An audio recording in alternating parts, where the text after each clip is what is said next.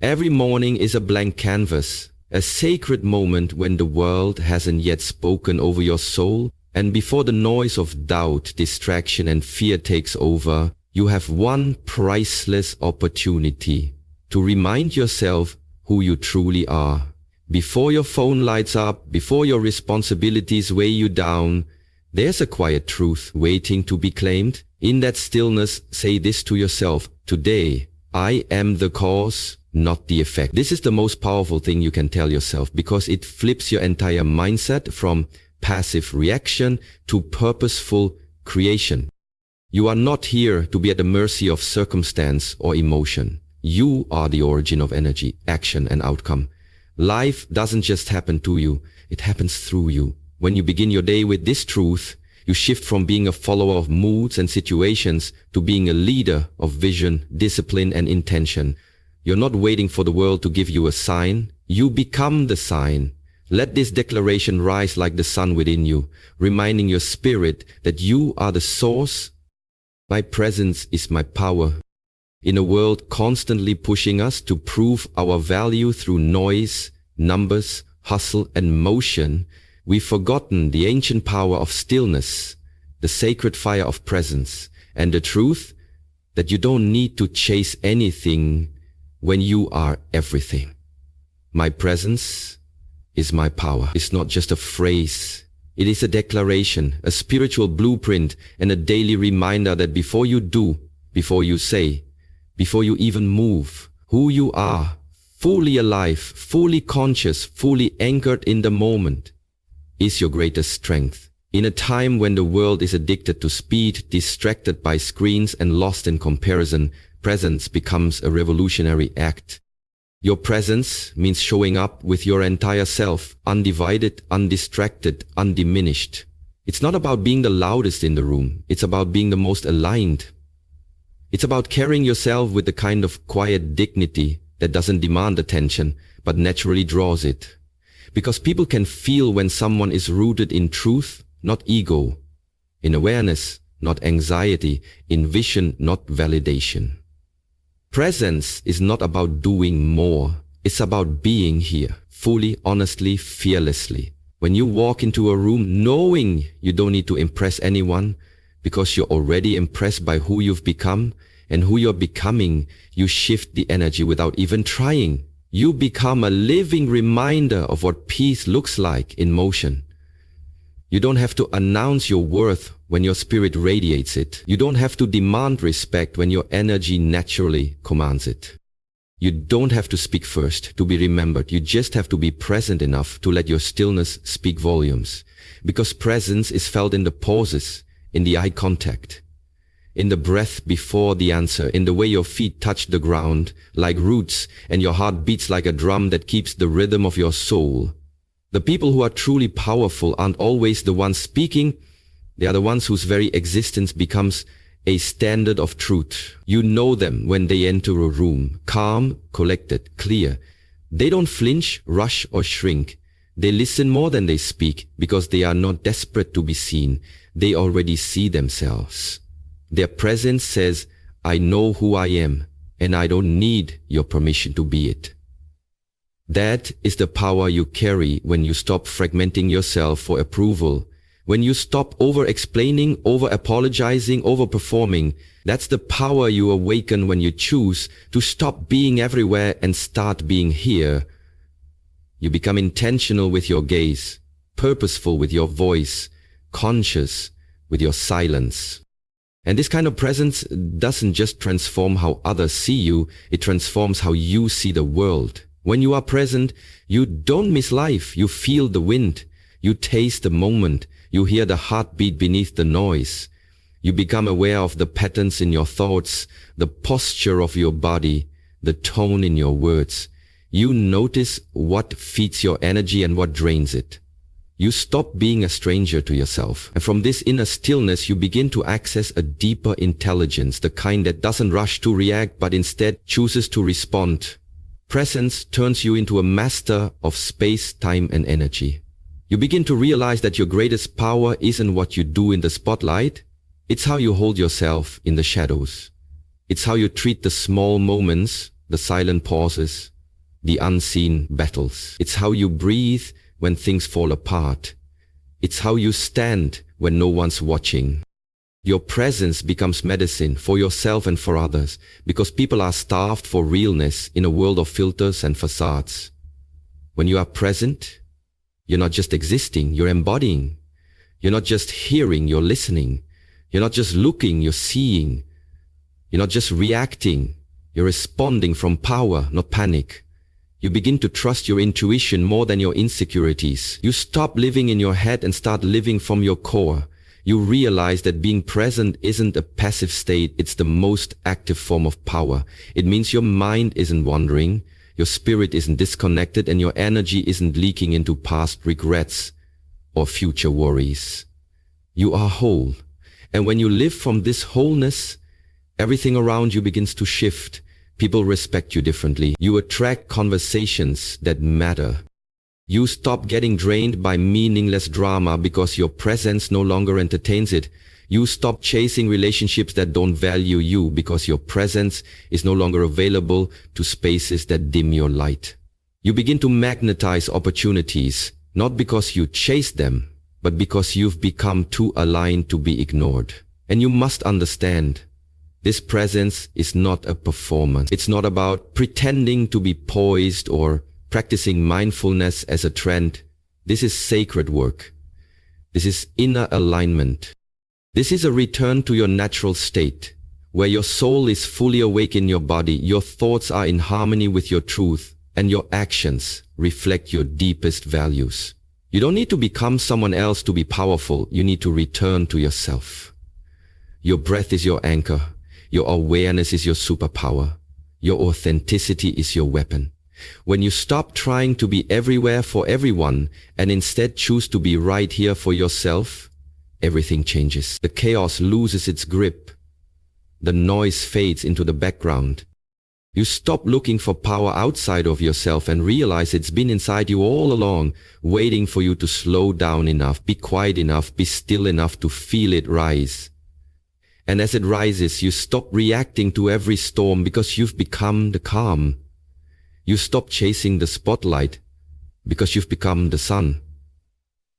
You don't need external permission to feel worthy because you've given it to yourself. And from this space, you live differently. You speak with clarity. You move with purpose. You love without fear. You lead without force. You shine without apology. The world doesn't need more noise, it needs more presence. It needs more people who are here. So tomorrow morning when you wake up, before the world tries to define you again, before the anxiety creeps in, before the self-doubt whispers its lies, stand still for a moment, put your hand on your heart, and remind yourself, my presence is my power. Not because of what you have, not because of what you do, but because of who you are when you fully show up. That is the foundation, that is the message, that is the truth.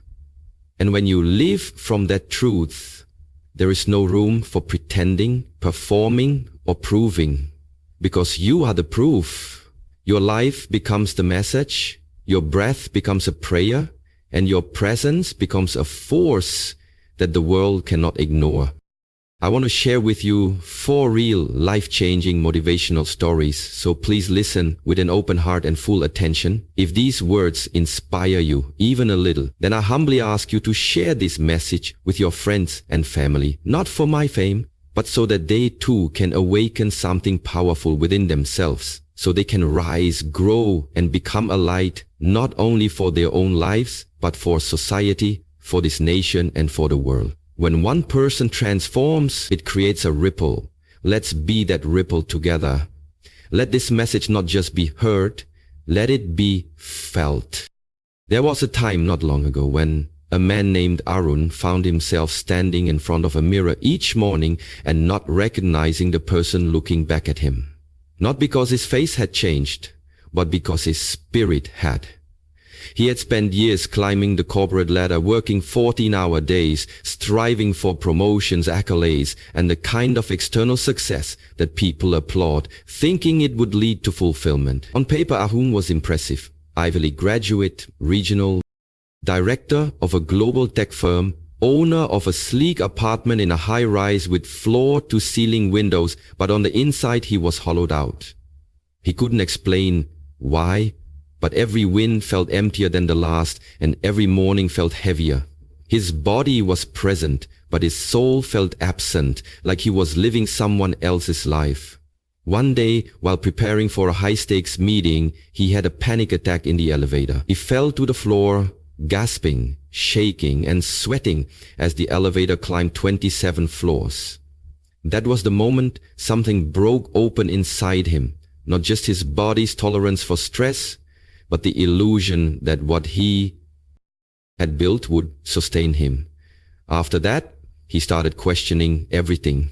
Why was he running so hard? Who was he trying to impress? And most importantly, when was the last time he felt truly here, alive, grounded, whole? The answer terrified him. He couldn't remember. At the suggestion of a colleague, he reluctantly signed up for a silent meditation retreat in the mountains of Himachal Pradesh. No phones, no laptops, no emails, just 10 days of stillness. On the first day, he almost quit. The silence was deafening, and the stillness felt like punishment. His thoughts screamed louder than city traffic. His muscles twitched from the absence of movement, and his identity, the one built on speed, titles, and accomplishment, felt like it was being dismantled. But slowly, something inside him began to shift. He started noticing the rhythm of his breath, the tension in his shoulders, the constant chatter in his head. He realized how long he had been operating from a place of absence, always a few steps ahead of the moment, planning, predicting, performing. On the third day, during a walking meditation, he stopped under a pine tree, placed his hand on its bark, and for the first time in years felt completely present. He could feel the texture of the tree, the breeze on his skin, the weight of his own body. Tears welled up, not from sadness, but from the shock of rediscovery. This is what it feels like to be here, he thought, and that was the seed of transformation. He began to understand that presence is not a luxury, it is a necessity. He saw how much of his life had been lived in reaction, reacting to deadlines, to demands, to expectations, but not from truth, not from alignment. Presence wasn't about slowing down to escape life, it was about becoming fully engaged with it. By day 6, something astonishing happened. During a group sit in the main hall, as 70 people sat in total silence, Arun felt an invisible shift in the room. He couldn't explain it, but it was as though someone's energy had entered with such clarity and calm that it altered the entire vibration. He opened his eyes briefly, and across the room, a monk had just entered. He walked in barefoot, silently, slowly, with his eyes cast downward, hands folded. He didn't say a word, but everyone noticed. Arun later asked one of the instructors about him, and she said, "That's Bhante. He doesn't speak much, but when he does, people listen, not because he raises his voice, but because he doesn't need to. His presence is his power." That sentence never left Arun. After the retreat, he returned home, a changed man. Not in some dramatic, mystical way, but in a subtle, grounded way that only those close to him noticed. His wife said his eyes had softened. His assistant said his energy calmed the room. His friends said he seemed lighter. But the biggest change was internal. He no longer chased power in the form of control, dominance, or accolades. He found it in presence. He began each morning with 15 minutes of stillness, not as a productivity hack, but as a devotion. He started listening, really listening, to people without rehearsing his responses in his mind. He began to walk slower, breathe deeper, speak less but mean more. In meetings, he found that his silence often carried more authority than his arguments. When he made eye contact, it was steady, not performative. His employees began mirroring his calm. Tensions in his team began to dissolve. Performance improved, not because of pressure, but because people felt seen. He had stopped multitasking during conversations and started showing up fully. He didn't need to prove himself anymore because he had found himself. One day a younger colleague came to him and asked, "How do you lead without force?" Arun smiled and said, "Because I don't lead with volume, I lead with presence. And when you're fully here, people feel safe. And when people feel safe, they trust. And when they trust, they rise." But Arun's greatest test came 6 months later, when his father was diagnosed with stage 4 cancer. The old version of him would have buried himself in work or spiraled into fear. But now he chose to be present. He sat with his father for hours, not distracting him with hopeful talk or pretending to fix things, but simply being there, holding his hand, breathing with him, witnessing his pain without turning away. His father once whispered, "You're not saying much these days, son, but I've never felt closer to you." That moment broke him open. He realized that presence is the purest form of love. No words, no fixing, just being. When his father passed, Arun grieved deeply, but he grieved with dignity, with clarity, with presence. No regrets. He had shown up. And that made all the difference. From that point on, Arun became a different kind of leader, not just in his company, but in his community. He gave talks not about strategy, but about stillness. He mentored not by giving advice, but by listening. People were drawn to him, not for what he had accomplished, but for how he made them feel. They said his presence was healing. He no longer walked into rooms to be the most important person. He walked in to see the most invisible person, and that became his power. He became a reminder in a busy world that you don't have to be loud to be heard. You don't have to be flashy to be remembered, and you don't have to control everything to have impact. You just have to be present. And presence is not passive. It's courage. It means facing the discomfort of silence. It means being honest in conversations. It means slowing down when the world tells you to speed up. It means putting down your phone and lifting your eyes. It means owning your breath, your boundaries, your being. Years later, Arun would say in a keynote speech to young leaders, "Your resume might get you in the room, but your presence is what will make people lean in. Don't just be around, be here. Let your stillness be louder than your ambition." And when he closed his eyes at night, he no longer counted accomplishments. He counted the moments he was fully alive, the walks without phones, the deep belly laughs with his daughter, the unfiltered tears with his mother, the sacred silences beside his wife, the soft breath of presence that held him when life didn't make sense. That was his wealth. That was his legacy. That was his real power, because he had learned through burnout, breakdown, stillness, silence, and sorrow that at the center of all impact is presence. Not performance, not perfection, presence. And every morning he still reminded himself, just as he did under that pine tree in the Himalayas, "My presence is my power." Story number 2. A mother reclaims herself through presence. There was a woman named Lena, once known as the brightest girl in her town, who grew up with dreams as high as the Himalayas, wanting to be a writer, a traveler, a creator of beautiful things. But as life unfolded, marriage, motherhood, and duty wrapped themselves around her like vines, not in bitterness but in quiet erosion, until one day she realized she hadn't heard her own voice in years. She had 2 beautiful sons, a husband who worked tirelessly, and a home that was always in motion.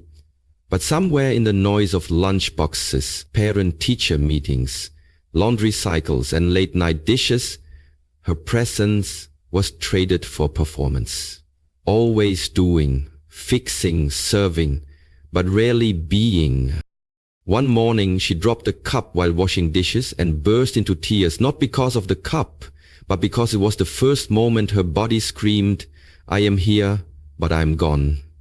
That day, her youngest son, just 9 years old, hugged her and said, "Mom, I miss you. You're here, but it's like you're not." That simple sentence cracked something inside her.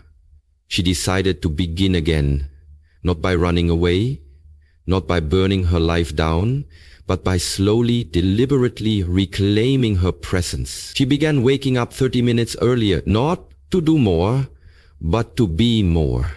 She would sit on the balcony, wrapped in a shawl, sipping chai, breathing deeply, watching the birds. The silence scared her at first, because it brought back the longing she had buried. But eventually, it became sacred. She started writing again, not novels, just thoughts, memories, gratitude. Slowly, her days shifted. Instead of rushing to get everything done, she started showing up with her whole self. She looked into her children's eyes when they spoke. She hugged them longer. She listened without interrupting, and something began to transform, not just in her, but in her home. Her children grew calmer. Her husband noticed the difference, saying one night, "There's peace in you now, and it's in the house too."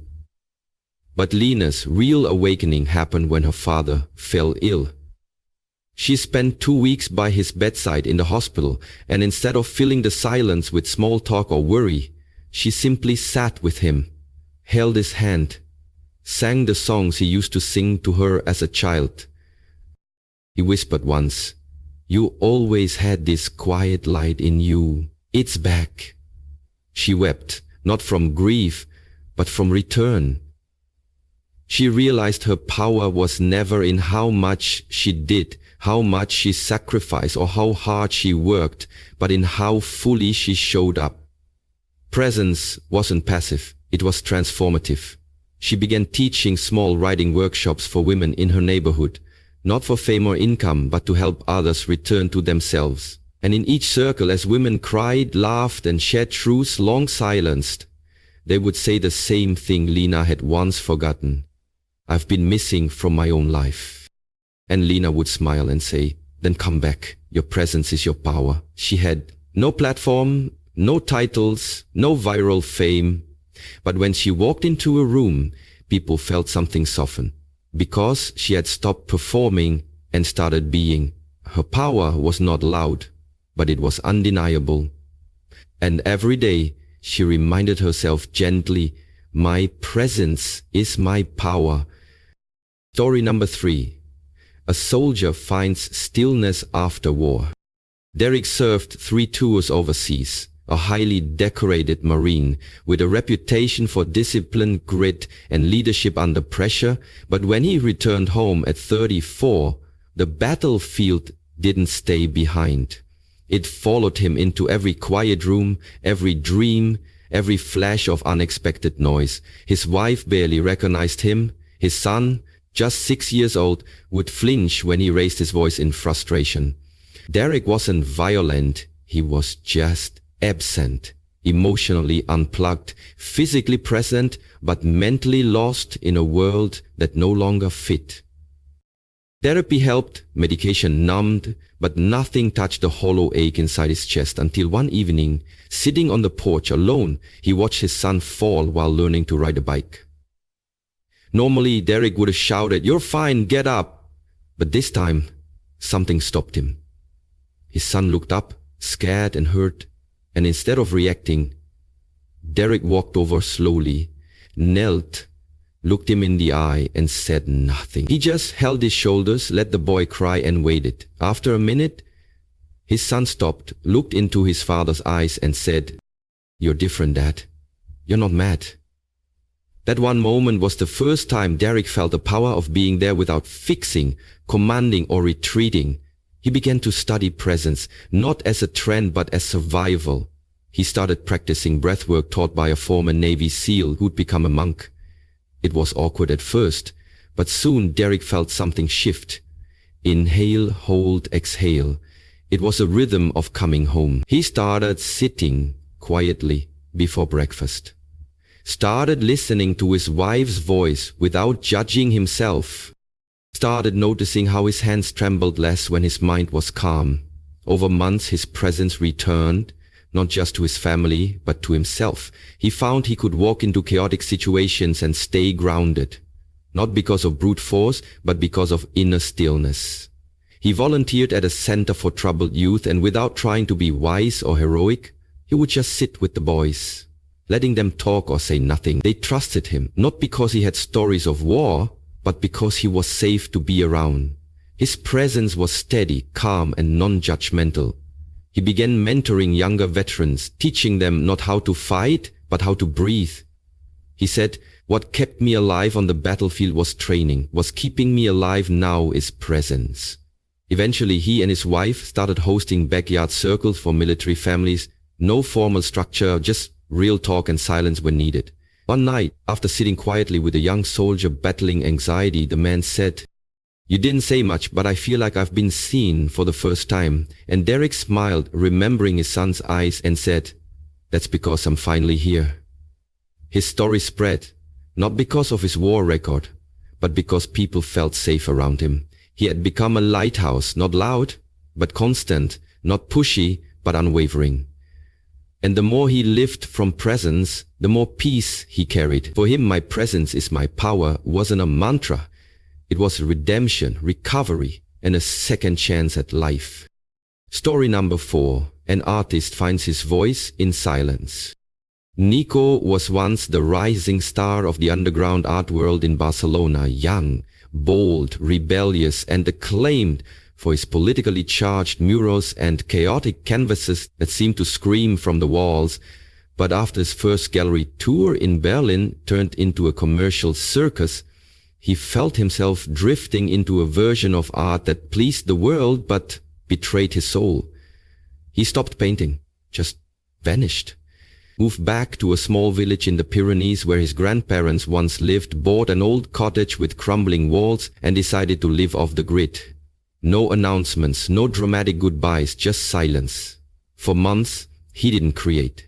He just lived, chopped wood, tended a garden, cooked meals from scratch, watched the sun rise like a child. The locals thought he was strange, a city boy turned hermit, but slowly they began to wave, then share stories, then bring bread. Nico, for the first time in his life, started learning the art of presence. One morning, he sat at the river's edge, and instead of sketching it, he just watched it. The way the light touched the surface, the rhythm of the ripples, the birds dancing above it. And something inside him softened.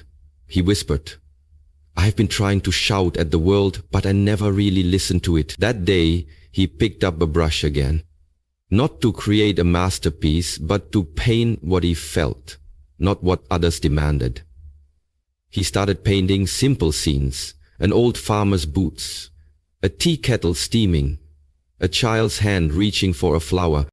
There was no noise in these paintings, no rebellion, just presence. They were overlooked by critics but adored by those who saw them in person. One painting, Bread in Morning Light, was bought by a school teacher who said it reminded her to slow down before work. Another, Empty Chair by the Fire, made an old widow cry because it captured what words couldn't. Nico's fame didn't return in headlines. It returned in quiet reverence. People drove up winding roads just to sit in his cottage turned studio. Not because he talked much, but because his space felt like peace. He held art circles, not workshops, but gatherings where people painted in silence for hours, interrupted only by tea or laughter. One writer said, "I came for inspiration. I stayed because I remembered who I was." Nico later wrote a small book, Stillness on Canvas, filled with sketches and reflections on how presence is what turns color into feeling. He wrote, "We create from presence, not pressure. Power is not in expression, but in connection. You don't need to scream to be felt." Over time, his legacy became one not of fame, but of feeling. His paintings healed because they were born from presence. Nico realized that his greatest art was not on canvas. It was in how he lived.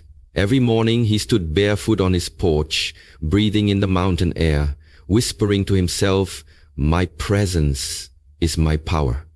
Not to impress the world, but to return to himself.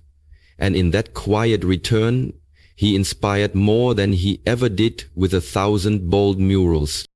So tomorrow morning, when your alarm clock sounds and the day begins to pull at your attention, before the world demands your hands, your thoughts, your time, pause, Before you check your messages or look at your to-do list, take a moment to check in with yourself. Place your hand over your heart and remind your soul, my presence is my power. This single truth has the capacity to rewire your entire reality. Because in a world where people are scattered, distracted, and pulled in every direction, the ability to be fully present is a rare and revolutionary act. It allows you to see clearly, speak truthfully, and move intentionally. Your presence anchors you. It keeps you from being hijacked by stress, shame, or comparison. It invites you to listen with compassion, act with integrity, and love without fear. So stay where your feet are. Be where your breath is. Learn to respond from peace instead of reacting from panic. Let your stillness speak louder than your words. Let your groundedness become your superpower. In conversations, truly listen, because your full attention is a gift. In challenges, remain rooted, because your calm is a compass. In dreams, move forward boldly, but with awareness. Remember, you don't need to rush, prove, or impress. You don't need to do more to be more. You are enough when you are fully here. People will feel your presence more than they hear your words. They will remember how you made them feel more than what you said. And you will experience more joy, clarity, and connection when you stop chasing power outside and begin claiming it within. So every morning, carry this sacred affirmation like a shield. My presence is my power. Let it shape your tone, your posture, your mindset, and your moments. And if you forget, return. If you get lost, breathe. If you drift, come back. And now, as we close, let us bow our hearts in a moment of quiet intention. Dear God, divine source of stillness and light, grant me the grace to return to this moment with every breath I take. Let me not be lost in the past or anxious for the future, but anchored in the beauty of now. Teach me that I don't need to shout to be heard or rush to be worthy. Remind me that my true strength lies in my awareness, in my sincerity, in the way I show up, whole and undivided. May my presence bring peace to others. May my calm become contagious. May my energy be rooted in love, not fear.